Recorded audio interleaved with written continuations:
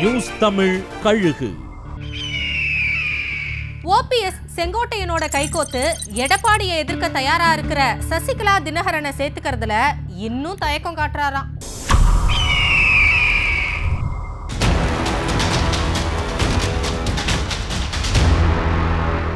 அதிமுக ஒருங்கிணைப்புக்கு சின்னம்மா உளப்பூர்வமா ஆதரவு தெரிவிச்சிருக்காரு. அவர் கொஞ்சம் லேட்டா வர்றதால நாங்க மட்டும் ஒன்னா வந்துட்டோம்னு செங்கோட்டையன் ஓபிஎஸ் கூட பசும்பொன் தேவர் ஜெயந்தி விழாவுல ஒன்னா கலந்துகிட்டத பத்தி தினகரன் பேசி இருந்தாரு. சசிகலா வந்ததும் எல்லோரும் பசும்பொன்ல ஒன்னா ஆலோசனை நடத்துற பிளான் இருந்துச்சாம். இத ஓபிஎஸ் கிட்டையும் செங்கோட்டையன் கிட்டையும் போன்ல உறுதி செஞ்ச சசிகலா, நான் வந்துட்டு இருக்கேன், நீங்க அங்கேயே இருங்க, நாம சந்திப்போம்னு சொன்னாங்களாம். ஆனா தினகரன் கிட்ட சசிகலாவோட அண்ணன் திவாகரனோட மகன் ஜெய் ஆனந்த் பேசினாராம். சசிகலா வந்துட்டு இருக்கிறத உறுதிப்படுத்தி காத்திருக்க சொன்னாராம்.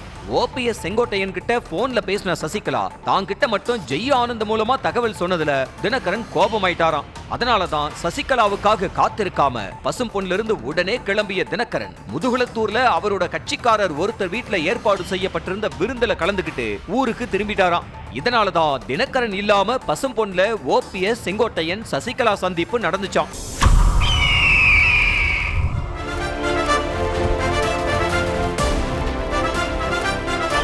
நியூஸ் தமிழ் கழுகு.